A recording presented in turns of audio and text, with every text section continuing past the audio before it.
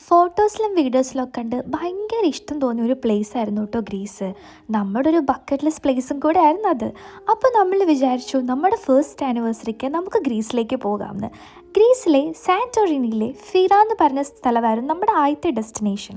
അവിടെ ഡെസിറ്ററ എന്ന് പറഞ്ഞ ഒരു അടിപൊളി റിസോർട്ട് നമ്മൾ 2 ദിവസത്തേക്ക് ബുക്ക് ചെയ്തു കേട്ടോ. ആ റിസോർട്ടിൻ്റെ ഏറ്റവും വലിയ അട്രാക്ഷൻ എന്ന് പറയുന്നത് ഫ്രണ്ടിലായിട്ടൊരു നല്ല ബീച്ച് വ്യൂ ഉണ്ടായിരുന്നു. രാവിലെ നേരത്തെ എഴുന്നേറ്റ് ബ്രേക്ക്ഫാസ്റ്റ് ഒക്കെ കഴിച്ച് നമ്മൾ വേഗം റെഡി ആയി കേട്ടോ. അത് പിന്നെ അങ്ങനെയാണല്ലോ, ട്രിപ്പൊക്കെ പോകുമ്പം എവിടുന്നോ ഇല്ലാത്ത എനർജിയൊക്കെ നമുക്ക് കിട്ടും.